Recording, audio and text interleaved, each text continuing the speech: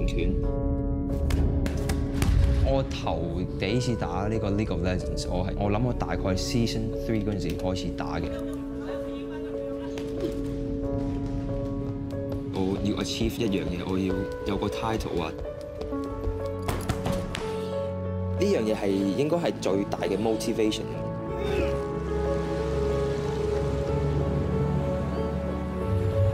我將會打呢個香港泰拳理事會嘅香港冠軍賽啦。呢個係我人生入。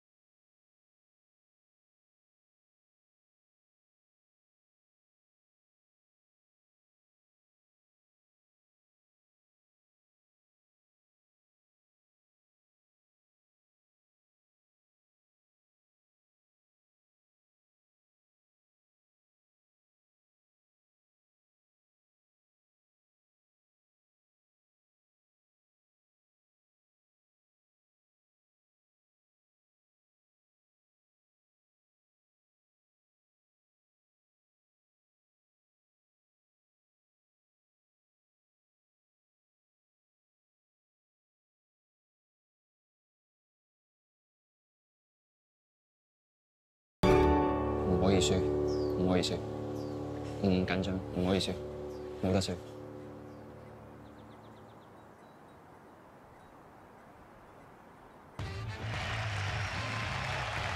Welcome back to the desk, everyone, as we get a look at Jackie and also Jankos and Reckless are joining us here at the desk. You just got a first look at a fight which follows the life of Jackie, a Muay Thai fighter whose fierce need to win fuels him to improve himself both in the ring and on the rift. He's in the crowd here. He's been here for a couple of days, and I do believe that you guys had a chance to train with him a bit and get to talk to him a bit. What was that like, Jankos?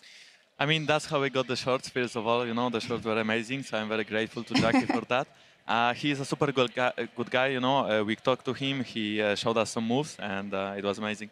Reckless, correct me if I'm wrong, but I feel like what I heard Jackie saying there about striving to be the best is something that aligns a lot with your vision on the competition in general.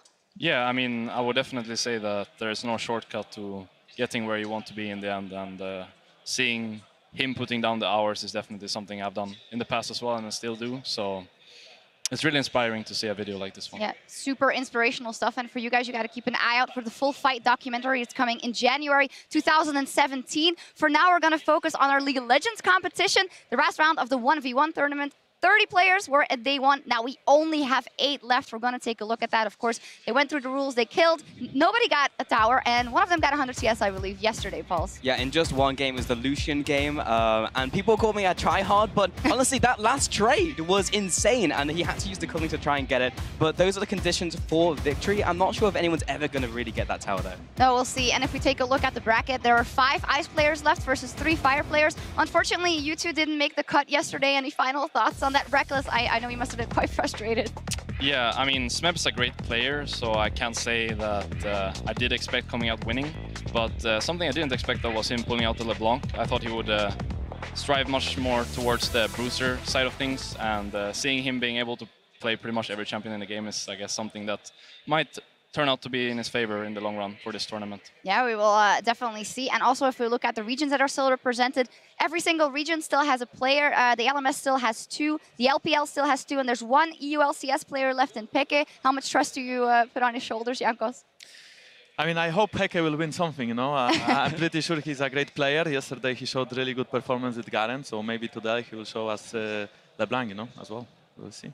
Yeah, we will see. And let's also take a look at the developing meta. Pulse, you've been keeping a close eye on that. In the beginning, we thought, okay, tanks and the NASA's priority, but we've seen a lot of things come out yesterday. Yeah, I want to follow on from what Reckless was saying as well, because I was very surprised to see a LeBlanc pick, honestly, but it was also banned a lot. We saw a bunch of Draven, also Darius came out there as kind of the cheesy pick. The junglers, a lot of them have been taken out now, but we're very strong with that. Rengar, Caitlyn, Kennen, top-tier bans. Syndra has made it through a couple times as well as a solid pick, but it's just very interesting to see the mini-meta that has evolved over this tournament. Yeah, Urgot we saw yesterday, which is really obnoxious to play again. Varus was strong as well. Is there anything you guys haven't seen yet that you want to see Don't spoil any of the ice threats, of course. All right. Or do it. Whatever. All right, well, as you could probably see in my games, I was banning both Ryze and Casio both times because I think they're unplayable when you're like running an AD carry. And I don't know how many AD carries there are left in the tournament, but most of them are still playing AD carry way. So, for example, for a player like Peke, who is very fond of going on a Ryze or a Casio or a Syndra or a LeBlanc, he will have very great success if he continues down that path. Yeah, he did win with Cassiopeia yesterday. Yeah. He said he had a couple of picks. Only one AD carry left, Uzi, but also Mata, who was playing with the Yasuo. 500 points on the line, and Ice could actually get all of those, and then you'd be very close to the title, so we got to be rooting for them. How big is the chance that an Ice player takes home the 1v1 trophy? If you look at it, you have Uzi, you have Mata, you have Peke, Karsa, and Maple. I mean, I think as long as people will agree on 1v1 Yasuo versus Yasuo playing against Mata, I think we have a chance. And then, you know, we have Uzi, like you said, we have xPeke. We have those players. If they will be able to pull it out, we will see. We don't know yet.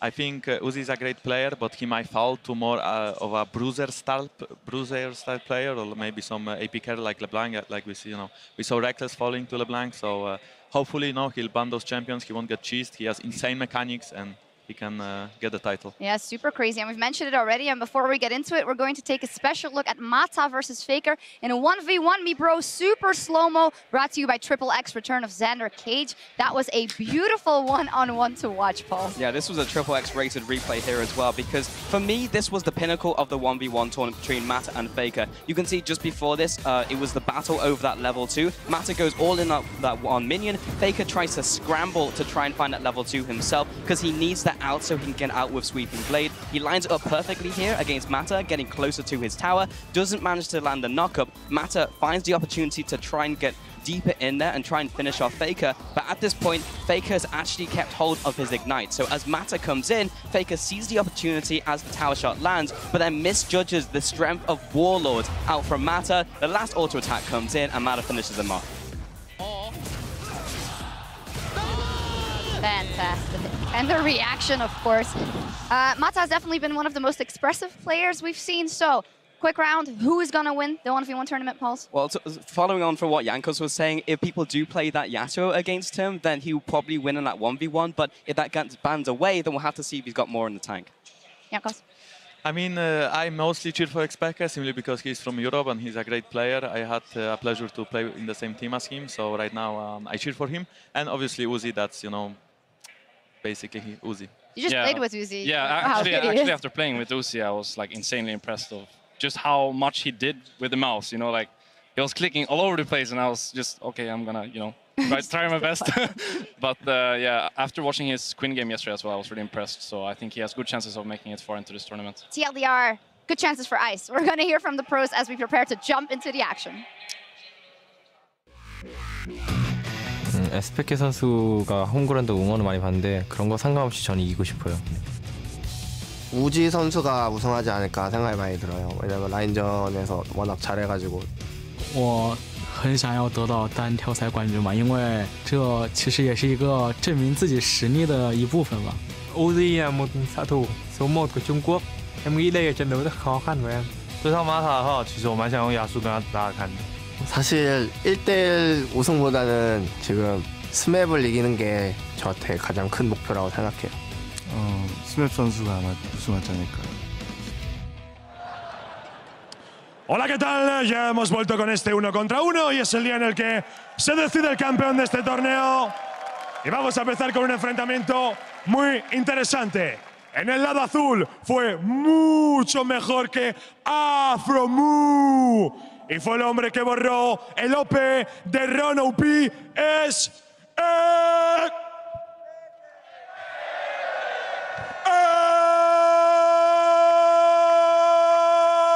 xPeke.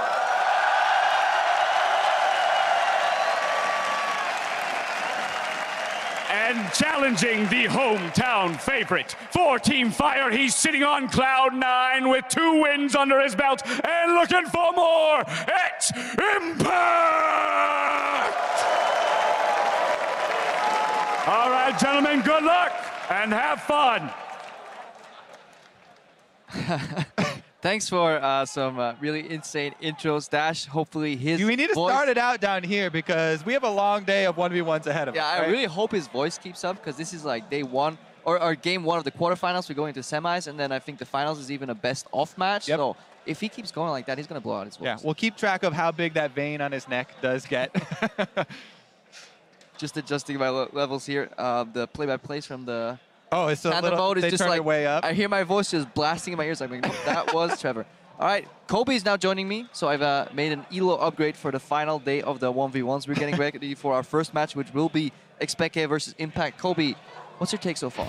I really am enjoying the people that are bringing the style to these matches, right? Mata definitely jumps out in everybody's mind, dude, taking down top names over and over on the Yasuo. I hope that xPeke has something because he was one of my favorites yesterday. He really made me enjoy the All-Star games.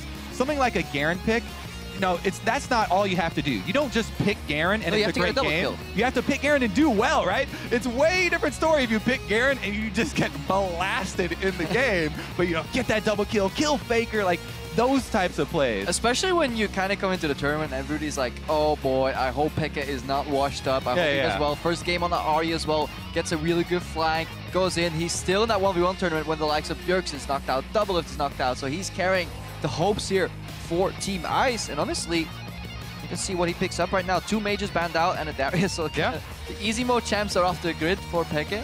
Only 180 carry ban here with the Caitlyn, so plenty of those left up. Those are some of the less exciting ones for me. Also for xPeke, he may get flashbacks to like the summer season. Well, you talk about every time I talk to him, he's like, yeah, I love playing AD carry. I completely enjoy the role. Urgot does qualify. Remember, guys, if you're just tuning in, they have a giant screen next to each other, and they can look at the screen. This is where Reckless failed. It's like, yeah, I didn't expect the enemy to pick LeBlanc. I'm like, dude, it was locked in 30 seconds ahead of time. I mean, look at the monitor. Right, we keep saying that, but very rarely, actually, a lot of the players haven't been looking over. So, it's kind of instilled in you as a young gamer. Screen watching is that's taboo. So a lot of these guys playing with honor. But honor doesn't get you anything if you lose. Exactly. Gotta do them dirty, man. People don't remember you for your honor if you went out in round 1. Yeah, exactly. Cassiopeia versus Yasuo. That's a really fun matchup, but I think it's really hard to judge. I think at level 2 or 3, the Yasuo has a window, but if the Casio just keeps pushing, it's going to be really hard for the Yasuo to kind of get out of that gridlock. Yeah, for me, I mean, the Yasuo, there's so much variance in any Yasuo play, right? Yeah. It can be so good. You've got the Mata up here, and then on the bottom you've got me down there. Exactly. You know exactly where I was going with that one. But the wind wall, that could be crucial, especially since Cassiopeia Ultimate does have a pretty long cast time, and there's no flashes in the 1v1 mode, right? Nobody's going to take that summoner just to cancel half of an animation. So it will be that full animation. You have time to react. Also the mobility, if your wind wall's on cooldown, you can still juke that ultimate by just like dashing to a crease backward. Exactly. You take the damage, but you won't get petrified. The skill shot accuracy for a Cassiopeia has to be so... It's like whack-a-mole on steroids when you're playing versus a Yasuo that's going left, right, up, and down in that minion. Plus, every time we've seen one of these guys take a champion that does like to build tier, there have been a lot of questions around that. I like xPeke's, solution with the Catalyst as well, with the rework passive there, gaining health for burning mana, and then, oh, you're laughing at the runes already? Yep. They're scaling health on Impact. He's running health at level 18, so he's running scaling health yellows. I think that must have been a misclick. Well, they break even at level 6, so if he's planning on farming that late. Yeah, okay, but that's before the items kick in. Just quick, if you're a Yasuo 1v1 main, you want to run 18-0-12 according to Impact, and that's in line with what we've seen before, offense plus warlords, and then obviously valuing the defensive options in that resolve tree. Peke breaking the Yasuo shield there with the auto, then going back in for a little bit of an extra trade. Yeah. Impact, though, coming out ahead. I definitely want to position as aggressively as you can to start whacking at that wave, because xPeke has AoE, but Yasuo wants that level 2 power spike. Also, you want to start trading with xPeke as early as possible, right? Yep. His level 1 E doesn't do much damage at all and a huge mana cost, so the efficiency builds up for these spellcasters, whereas right off the bat, Yasuo doesn't have to burn anything to go for those trades. Yep, he just spams his Qs over and over, gets that focus up as well. xPeke, we saw it yesterday in the Cassio matches as well. You will run out of mana when you try to all-in early, so Cassiopeia is a champion in 1v1 that kind of spikes at 6 at the least once you have some items and some mana available. Yeah, I mean, just relying on Doran's rings and the execute there for The mono regen has been the plan. You know, he rushes back to get an early Dorans for his first purchase and then straight into something like that Catalyst or maybe the tier. Impact dodging some of the damage that he's trying to, getting close to xPeke here. xPeke missed some CS early on, but he's definitely looking for heavier trades. Yeah. He's the moment where they go all in. xPeke is low, late ignite from Impact. Impact down though. It's absolutely crushed him. Well, that was a very sudden end, Crepo.